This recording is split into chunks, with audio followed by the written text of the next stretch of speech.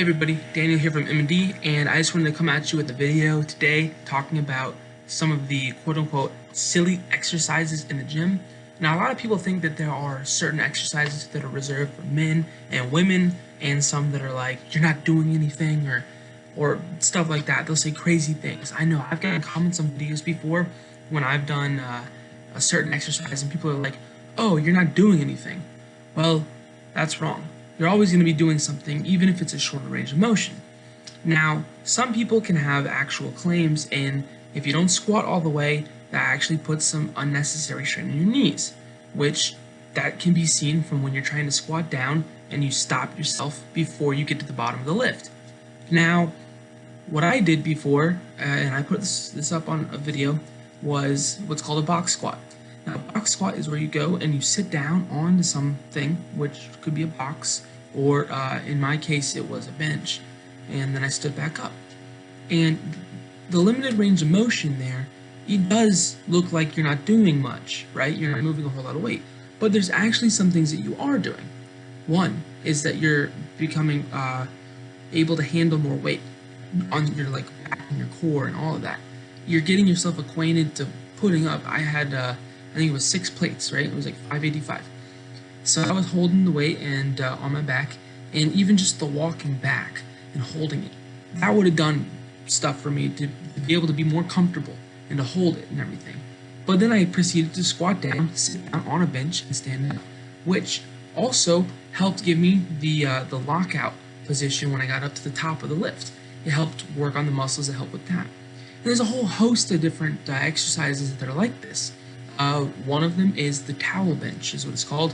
You put a block on your chest, or a towel, which is what people used to do. It would be like a rolled up towel. You put it there. I know I did this when I was in football, in high school. When we come down, we touch the towel and come off of that instead of all the way down to your chest, which that helps you limit the range of motion so you can handle more weight. If you're hurt, you can continue to do an exercise that you would not normally be able to do. And it works in the lockout. It works on specific parts of the muscles that you're targeting. Now, this is the case for, multiple other exercises. Block deadlifts, rack pulls, any of these. If you're doing something, as long as you're doing the correct form, you're still getting a workout in. Even if someone wants to say, oh, well, you're not squatting nearly at all. Well, if you're squatting down onto a box and standing up, well, you're taking away from the pain that you're putting on your knees and the strain on them.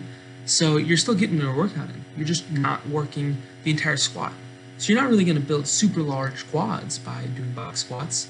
You're not going to build a super huge chest doing towel bench, but you're going to get yourself accustomed to doing heavier weight. And you're going to start to get acclimated. And before you know it, you'll be squatting these 6 plates that you were box squatting. You'll be benching 4 that you were towel benching, You'll be able to deadlift how much you use the rack pull, or even box deadlift, whatever you want to do.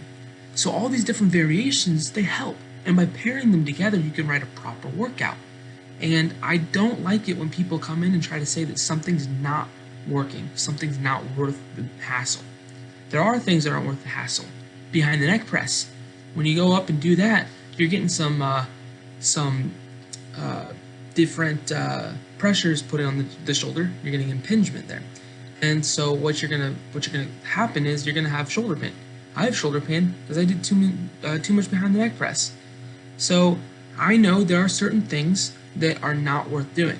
And that's not because they're limiting the range of motion or because they're doing less work. No, I don't do things because they're going to injure me. All right? If it looks like it's a dumb lift, or if it looks like you're not doing much, you're definitely doing something.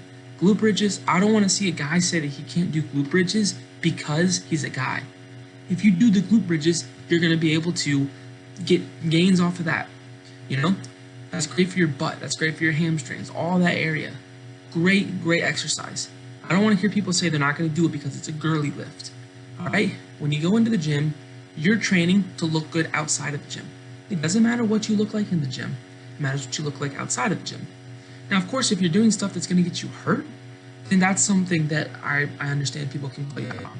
But if you're not getting yourself hurt, you're not hurting anybody else, it doesn't matter. All right? You're making gains. You're in there doing what you can so that you can improve yourself and you can get better. And as long as you do those two things, it doesn't matter what anybody says. I don't want to hear anybody try to knock you down for doing something that's going to help you in the long run.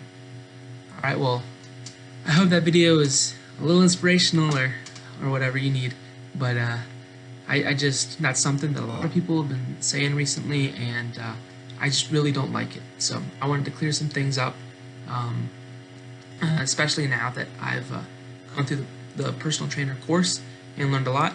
There are so many things in there that they recommend that just don't look like an exercise, and you kind of look at it and you're like, oh my gosh, that's kind of crazy, but it really truly helps. So alright, well, I look forward to seeing you guys in the next video. So like and subscribe. Thanks.